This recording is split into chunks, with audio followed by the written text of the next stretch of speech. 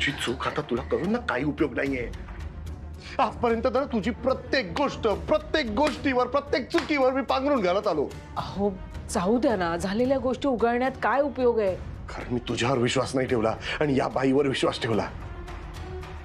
माझं चुकलं ग, पण आता डोळे उघडलेत माझे। आता बस, चल, या घरात तुला आता स्थान नाही।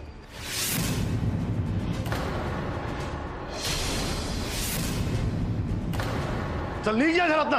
दादा अहो काय करताय? अहो आणि एक लक्षात ठेव, या घरात पुन्हा पाय सुद्धा ठेवायचा नाही, एवढं लक्षात ठेव। दादा अहो काय करताय तुम्ही? तिची अवस्था तरी बघा, असं वागून चालणार आहे का तिच्याशी आता? तो तिचा प्रॉब्लेम आहे, आपला नाही।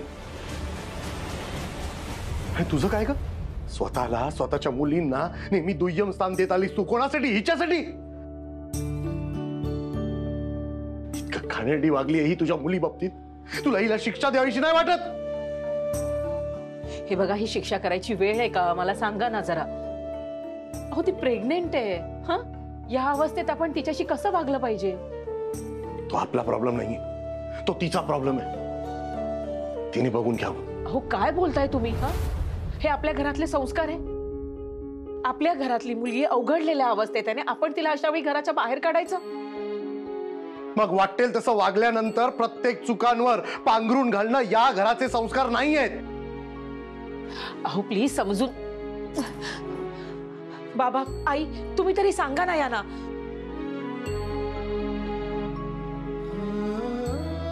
बाबा आई, का तुम्ही असे वागताय? आपल्या घरात तर असं कोणत्या शत्रूशीही वागत नाही। अहो ही तर आपली मुलगी आहे ना। अहो ऐका ना, नका ना असं करू। तिला अशा अवस्थेत बाहेर काढणं खरंच चुकीचं आहे, नका करू असं। नाही अश्विनी, शिल्पीला या घरात स्थान नाही। देव न करो उद्या प्रतीकमुळे आपल्या मयूवर पण अशी अवस्था ओढवली असती तर आपण मयूलाही असंच घराच्या बाहेर काढलं असतं का? अश्विनी वहिनी, मी खूप चुका केल्या, प्लीज आता त्यासाठी तू दादाशी भांडू नकोस प्लीज। शिल्पी तू थांब, मी तुम्हाला शेवटचं विचारते, शिल्पी या घरात राहणार आहे की नाही? नाही।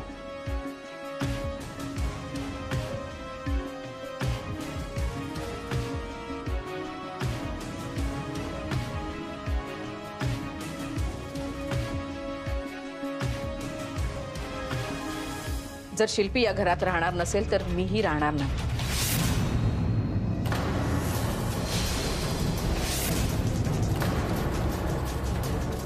हिच्यासाठी, या शिल्पीसाठी, जिने इतकी कटकारस्थानं केली तुझ्या विरुद्ध, तिच्यासाठी तू हे घर आणि आम्हा सगळ्यांना सोडून जातेस? तुला कळतंय का तू काय बोलतेयस? हो, मला कळतंय मी काय बोलते, कारण शिल्पी आत्ता या क्षणी प्रेग्नेंट आहे आणि आपण सगळ्यांनी तिच्या पाठीशी उभं राहणं खूप गरजेचं आहे। अहो एखादी अनोळखी प्रेग्नेंट बाई जरी असली ना तरी आपण तिला बसायला जागा देतो, तर ही या घरातली मुलगी आहे, आपल्या आयुष्यातला अविभाज्य घटक आहे ना, मग तिला आपण बेघर करायचं अशा प्रेग्नेंट असते वेळी? बस पाया पडतो तुझ्या, पाया। म्हणजे काय काय बोलू का हिला मी? एखाद्याला पाठीशी घालायची एक सीमा असते अश्विनी। हे बघा, मी कुणालाही पाठीशी घालत नाहीये किंवा मी असंही म्हणत नाही की ती चुकीची आहे किंवा ती बरोबर वागते। मला आत्ता या क्षणी सगळ्या गोष्टींपेक्षा माणुसकी महत्वाची वाटते, बास, कारण ती प्रेग्नेंट आहे। आपल्या मुलीला बर्बाद करण्याचा प्रयत्न केलाय। मला सांगा ना, सारखं तेच तेच बोलून काही उपयोग आहे का? हा, आपली मयू काही चुकीचं वागली का? नाही वागणार, कारण आपल्या दोघांचे तिच्यावर संस्कार आहेत। मग का सारखं सारखं तेच बोलताय? म्हणून आपण या शिल्पीला माफ करायचं। वा, मग रागराग करून तरी काय होणार आहे सांगा ना मला? तिने तिची चूक कबूल केली आहे ना।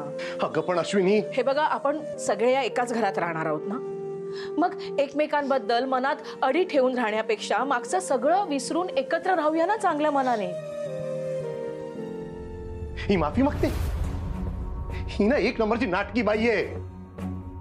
याच्या अगोदर सुद्धा हिने ही सगळी नाटकं केली आहेत, सगळे सॉरी बोलून झालेत आणि पुन्हा हेच केलंय तिने। मला हिच्यावर अजिबात विश्वास नाही, कळलं तुला? दादा माझ्याकडनं चूक झाली आणि म्हणून आज मला मनापासून ते सगळं कन्फ्युज करावंसं वाटलं म्हणून मी केलं. मी खरंच बोलते दादा, माझ्याकडनं चूक झाली, मला प्लीज माफ करा. तुला कळतं मी एकटी पडत चालली रे, एकटी पडलीये खूप. कोणी नाहीये माझं असं वाटायला लागलंय मला. आणि म्हणून माझ्यावर आणि माझ्या बाळावर ही संकट येत आहेत. प्लीज हात सोडतो, मला माफ कर दादा प्लीज. माफ कर? माफी तर लांबची गोष्ट राहिली ग. मला तुझा चेहराही बघायचा नाही. पण काय आहे ना, तुझ्यामुळे जर माझ्या आणि माझ्या बायकोमध्ये अंतर येणार असेल ना, तर ते मी होऊन देणार नाही. कारण माझ्यासाठी या जगात सर्वात महत्वाची व्यक्ती माझी बायको आहे. समजलं तुला? आणि तिच्यासाठी मी तुला या घरात येऊन देतो.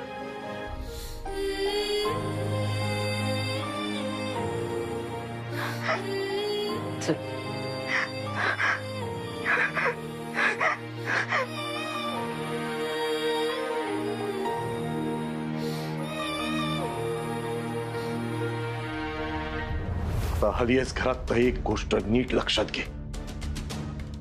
मला ना तुझ्याबद्दल शून्य फिलिंग्स आहे. गाडीचीही आत्मीयता नाहीये मला तुझ्याबद्दल. एवढं लक्षात ठेवा डोक्यात. बहीण रे मी तुझी. होतीस. स्वतःच्या कर्माने ना ती जागा गमावलीस तू माझ्या आयुष्यातली. आता फक्त तू एक अनोळखी बाई आहेस माझ्यासाठी, जिला आधाराची गरज आहे. आणि ते आधार मी आणि माझी बायको तुला देतोय. दादा. आणि अश्विनी, तुला वाटतं नाही मुलगी सुधारली आहे? ठीक आहे, तुझ्या मताचा आदर करतो मी आणि हिला घरात घेतोय. पण ही जर पुन्हा चुकली तर या घरातला तिचा तो शेवटचा दिवस असेल. आणि तेव्हा मी तुझंही ऐकणार नाही, एवढं लक्षात ठेव. आणि तेव्हा ती प्रेग्नेंट असो किंवा अजून कुठल्या मोठ्या संकटात असो, मला काही फरक पडणार नाही. ती वेळ परत नाही येणार. All the best to you.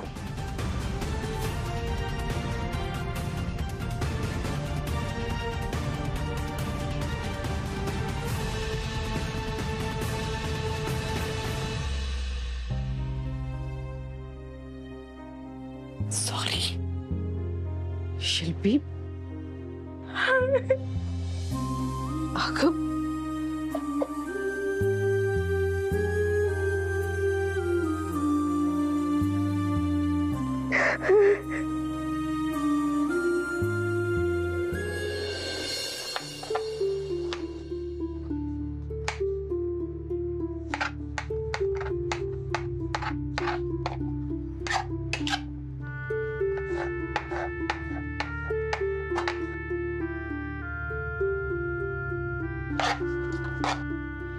तो वाडगा दे मला.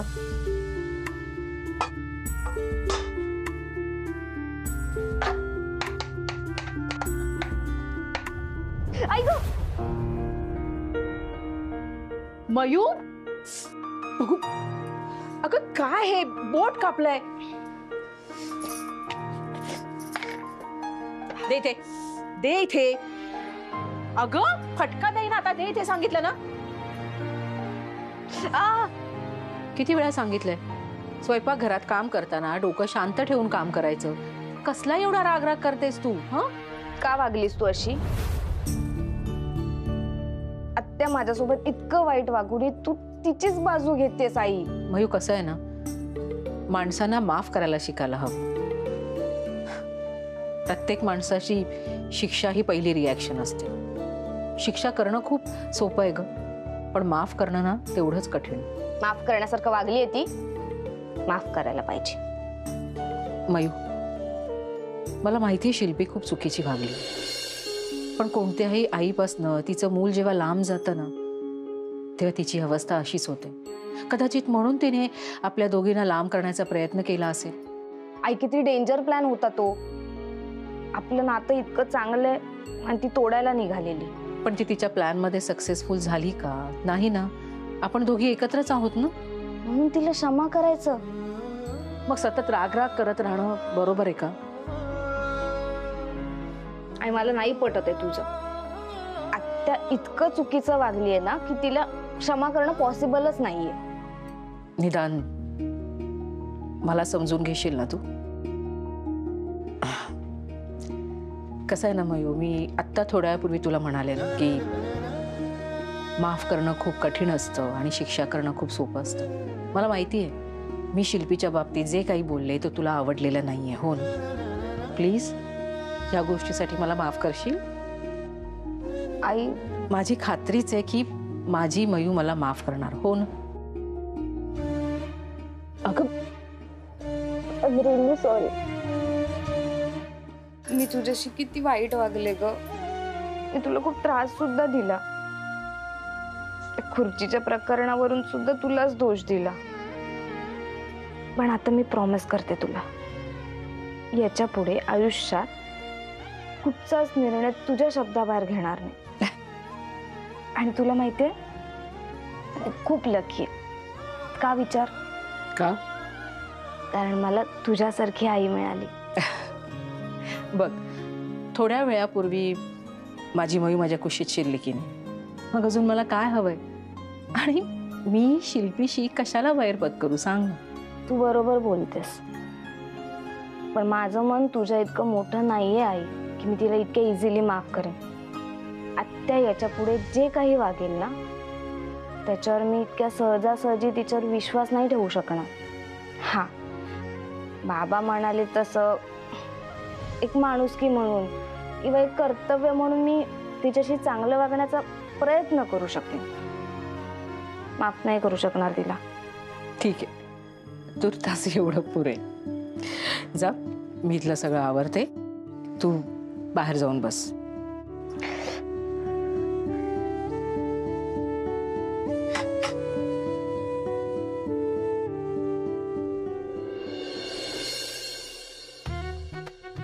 अहो अजून पेपर काय वाचताय? चला आवरा लवकर लवकर. हो, आवडतो. तुम्ही पण ना.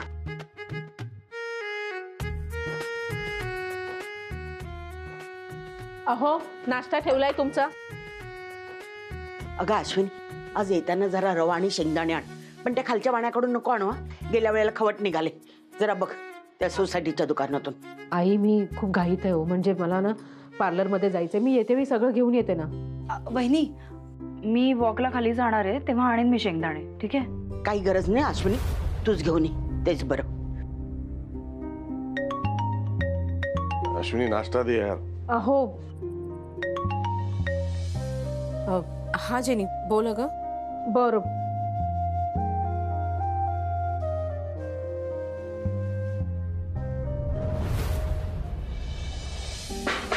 अरे हो, चालेल. हा ठीक, नाही मी पोचते. एक मिनिट. अहो, निदान बसून तरी खा ना. वेळ नाहीये, पांड्या वाट बघतो. शिल्पी, तुझ्यासाठी पण मी कॉफी आणि नाश्ता घेऊन येते. हॅलो, हा जेनी. अरे आई, बाबा, मी पोचते लवकर. आवरलं का ग? हो. बाबा चला, मी ड्रॉप करतो तुम्हाला. चला चला.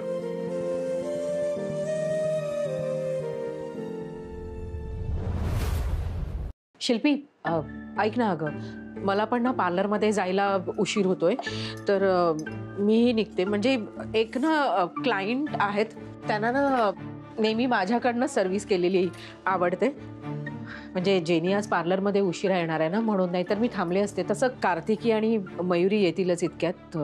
अगं, मी काय अगदीच बेडरिडन नाही आहे. मला काही हवं असेल तर घेईन मी हाताने, एवढं काही नाही. नक्की सगळं सांभाळून करशील ना? हो हो, येते. वहिनी,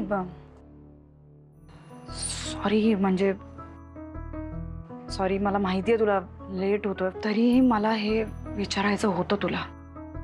माझ्याकडनं इतक्या चुका झाल्यात आजपर्यंत. त्या सगळ्या चुकांची मी कबुली दिली, ज्या माफ करण्याच्या लायक पण नाही आहेत खरं तर, ज्या खूप मोठ्या चुका आहेत. तरी पण तू चिडली कशी काय नाहीस माझ्यावर? तू माफ कसं काय केलंस मला? इनफॅक्ट तू माझी बाजू कशी काय घेतलीस? शिल्पी, मी तुझ्या ह्या परिस्थितीत तुझ्याशी कशी भांडू शकते सांग?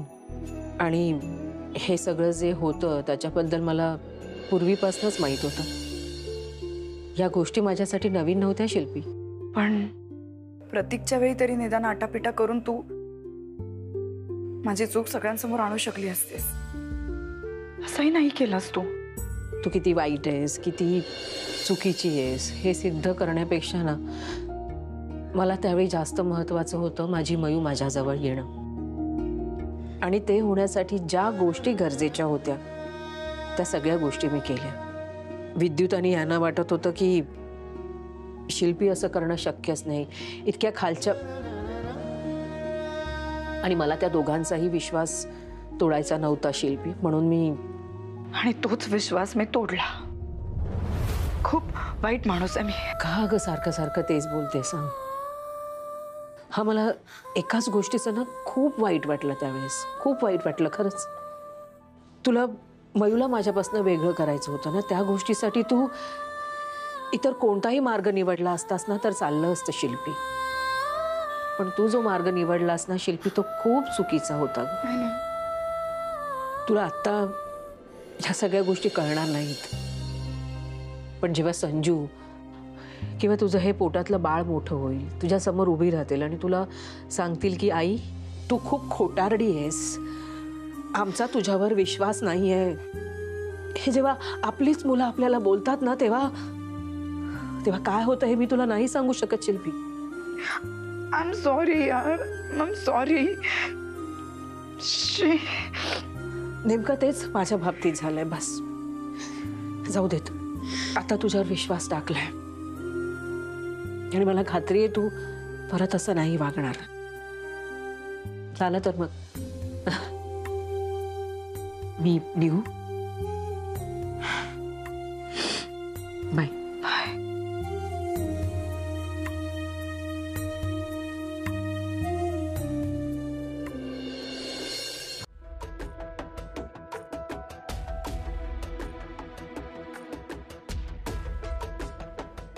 कार्तिकी,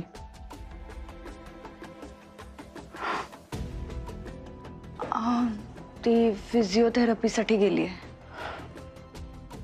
ताई आहे? ती पार्लरमध्ये गेली आहे. ठीक आहे, मी नंतर येतो. एक मिनिट, मी आहे इथे. तुला दिसत नाहीये का मी, की माझ्याशी बोलायचंच नाही असं ठरवलंस? काल इथे जे झालं ना ते आलंय माझ्या कानावर, आणि इतकं सगळं कळल्यानंतर तुझ्याशी बोलण्याची माझी इच्छाच नाहीये. विद्युत, मी आजपर्यंत घरच्यांच्या बाबतीत जे काही चुकीचं वागले त्याबद्दल सगळ्यांची माफी मागितली मी. आणि मयुरीच्या बाबतीत तर मी खरंच खूप चुकले, खूप जास्त. I really feel sorry for that. I feel guilty. मी तुझी पण माफी मागते. सॉरी, खरंच सॉरी. तुझ्या एका सॉरी म्हणण्याने पूर्वीसारखं सगळं नीट होणार आहे? नाही होणार कदाचित, पण दुसरं ऑप्शन नाही आहे माझ्याकडे. मला प्लीज आणखी एक संधी दे. आता माझ्याकडून असं खरंच काही नाही होणार. मी प्रॉमिस करते, मी असं कधीच नाही वागणार. आपल्या बाळासाठी तरी मला माफ कर.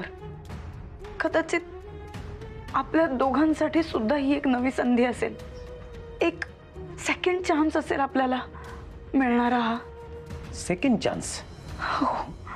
शिल्पी, जेव्हा तू आपल्या बाळाबद्दल मला सांगितलंस ना तेव्हा मागचं सगळं विसरून मी एक नवीन आयुष्य सुरू करण्याचा विचार केला. कारण मला माझी जबाबदारी टाळायची नव्हती.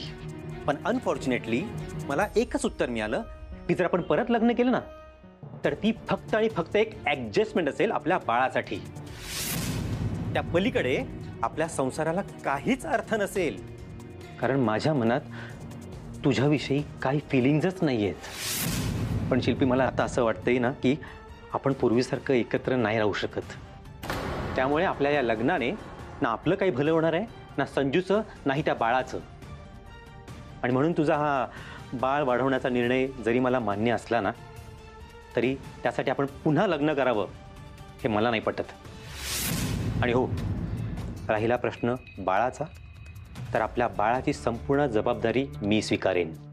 समजलं? येतो मी. विद्युत, तुझ्या या निर्णयाबद्दल मला काहीच म्हणायचं नाहीये. मला तुझ्यावर लग्नाची जबाबदारी सुद्धा नाही टाकायची. मला फक्त एकच जाणून घ्यायचंय, तुझ्या मनात दुसरं कोणी आहे का?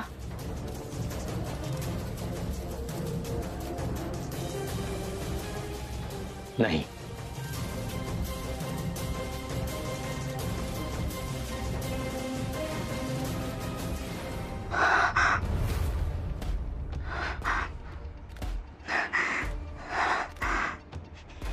तू जरी कितीही नाही म्हणालास ना विद्युत, तरी मला माहिती आहे तुझ्या मनात कोण आहे ते.